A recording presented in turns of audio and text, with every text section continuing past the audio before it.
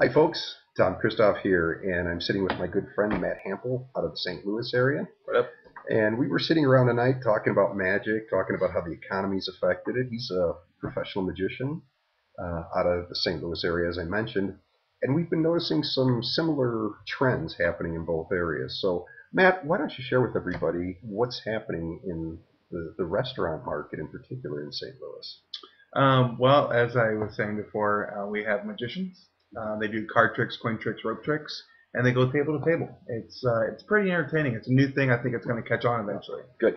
Well, especially for a market like St. Louis. It's a little behind the times, but don't worry. Yeah, gee thanks. Love you too, Tom. And they look really good in their zoot suits. But no, in particular, let's talk about what's happening with their pay.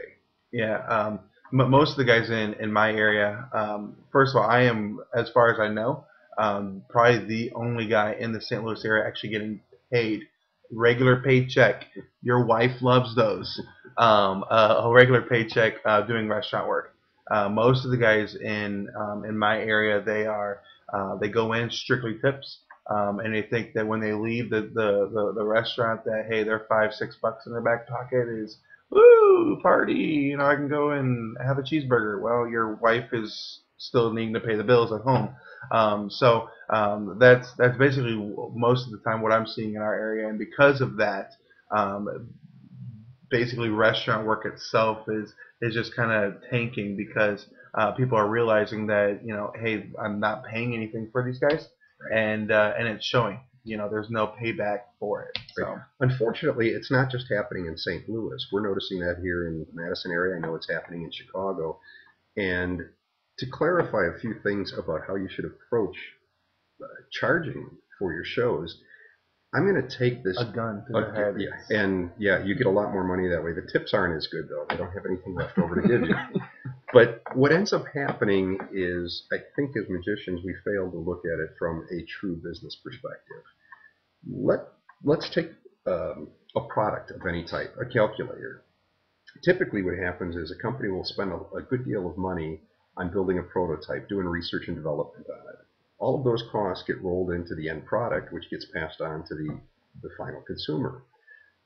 It's a great way to do business because you don't end up losing a ton of money that way. Unfortunately, as a magician, we tend not to look at our research and development time. Let's say you've got a performing repertoire of about 6 solid effects. Chances are, through books or DVDs, you've spent somewhere between $300 and $500 at least. Pretty fair to say that? And that's not a 6-phase ambitious card routine. It's actual 6 different effects. That's right. That's right. So taking it a step further, you've got your money. Let's just round that up to $500 in just the cost of props, books, DVDs. Now, how much time did you spend to learn it? 100 hours? You might not think you're putting in that time, but you learn it, you start practicing it, you start showing your friends. That's time spent practicing. That's time spent learning. So now, the 3 hours you spent watching a DVD, that's research time. So now you're $1,000 behind the 8 ball, just rounding it up, between the time you should have gotten paid for practice, so to speak, if you were at a real job, and your research time. So now before you set foot in the restaurant, you're already $1,000 behind, and you're charging them nothing or next to nothing. Even at $25 an hour, how long would it take you to recoup $1,000 or more? These are things you really need to think about. So to work for free is not a bad deal. If you want to get in with somebody, throw them a bone, but do it once. You don't need to do it repeatedly, because the two things that's going to happen is, one, you're not really being a solid and responsible business person. What's happening is you're giving away things that you should be charging for. And the second thing that happens is you kill the market, because now you've set a baseline that you'll work for free or $25 or tips or whatever the agreement is. And then as the economy gets better, you're going to have a really tough sell trying to turn that around. And professional magicians in the restaurant area are going to have almost an impossible time. But here's the kicker. If you want to position yourself as the pro, people aren't going to look at the person who gives away shows or works for $25. They're going to know that in order to get value, they're going to have to pay for value. So it's just some advice, but when you look at how you price a show, make zero not your only option. Take tips off the table. Make sure they pay you. There will be a perceived value that'll make a huge difference. So, anything to add to that? I would just say two things. When it comes to the tip thing, don't ask for tips. I agree with that. I personally, I've done both ways. When I first started out, I was begging for tips. You know, every table I would do the dollar bill. Oh, is this the That's same how one we you met. gave me? That's how we met. Yeah. Long story. It was a street corner. It was fun.